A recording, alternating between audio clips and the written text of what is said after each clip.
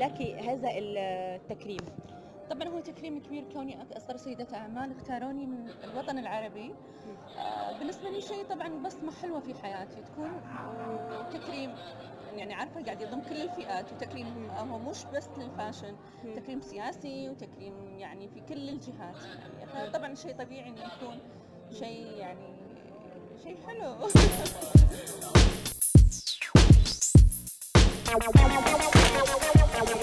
بيقابلك وقت بس قرري تعملي تصميم معين كمرأة شرقية، وانت قلتي قبل كده في تصريحاتك ان انت بتحبي تخلطي بين الغربي والشرقي، ايه التحديات اللي بتقابلك كتير او بتقف قدامك عائق؟ هو ما في شيء الحمد لله يا رب العالمين، دامني متكلة على الله سبحانه وتعالى ما يكون شيء يوقف فيني عائق، بس ولكن دائما التمس انا اللبس الشرقي، اللبس يعني نقول مستور احبه اكثر من اللبس العاري. انا بالنسبه لي هذا يطلع جمال المراه، مش العرى اللي هو يطلع جمال المراه، فهذا شويه الصعوبه اني امزج الغربي مع العربي. طب وهل ده ما بيأثرش على حجم العملاء؟ لا طبعا بالعكس، هم وايد حابين، وعارفه بناتنا حاليا بنات الوطن العربي نقول والخليج عاده بدأوا يتفتحون اكثر، بدأوا يعرفون ان الرقي في القطعه لما تكون مستوره، مش لما تكون يعني فاهمه.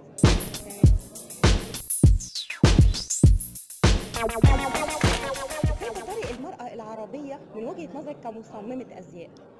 والله المرأة ما شاء الله عليها وصلت الحين أكبر المجالات، مش أنها مصممة أزياء، ولكن يعني بالذات في توجيه مصممات الأزياء وصلوا تبارك الرحمن للعالمية، بالذات بنات الخليج إذا تشوفين ما شاء الله. هل بتفكري تفتحي مجالاتك في الدول العربية كلها، وايه الدول اللي انت بدأت تنتشري فيها اكتر؟ تبارك الرحمن الحمد لله يا رب العالمين، أنا عندي في قطر، عندي في جدة، عندي جزء بسيط في لبنان، حاليا إن شاء الله في توسع كبير، في دراسة في مصر إن شاء الله بنكون. في تعاون مع حد في مصر؟ إن شاء الله بإذن الله، وايد بنات أمس على العشاء طرحوا علي هالفكرة، وإن شاء الله راح يكون في تعاون. حد مصممين معينين ولا مش عايزة تعلني؟ ما بنعلن، هم سيدات أعمال وحابين أنا أشاركهم. سيدات أعمال. إيه نعم. تمام. حضرتك لو هتتعاوني مع مصمم أزياء، مين تفتكري ممكن تحبي تتعاملي معاه؟ هاني البحيري. رغم ان هاني البحيري بيختلف خطوطه عنك شويه. بالضبط، بس احب في تصاميم، لا احب بسمته، احب ابداعه، احب يعني بنقول من مصر، احنا ما يعني في مصممين ثاني من دول اخرى، ولكن هاني البحيري احب كثر ما هو يسعى عشان ابداعه، فانا حابه هالشيء في كل مصمم.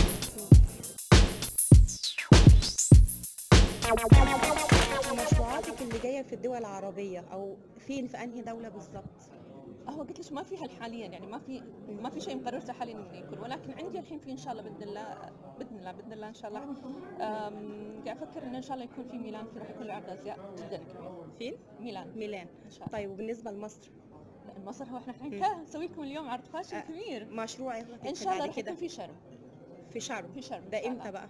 بعدنا ما حددنا، لان عايزين انفراد بقى ده. ان شاء الله هو احنا في دراسه بكره، يعني في اجتماع بكره راح يكون قبل لا اسافر بكره، وان شاء الله اكيد راح اعلن لكم.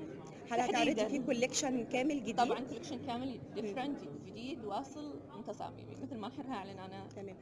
هناخد منك بس تصريحات كده عن الكوليكشن ده، كده ناخد منه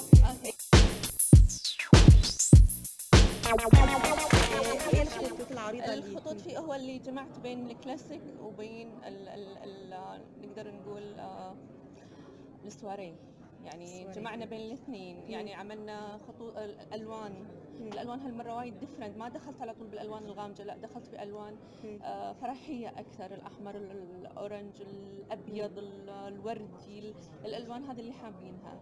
البلاك اند وايت دخلته شيء مو طبيعي هالمره هذه، واعتمدت على التسريحات والميك اب طبعا الكلاسيكي انا وايد احبه وايد.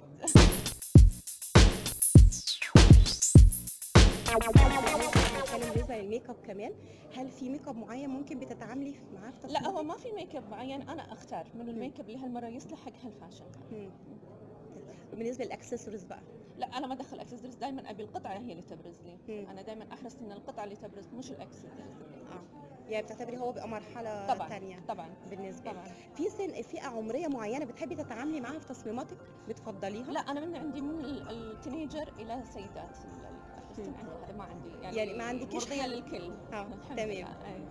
احنا متشكرين قوي.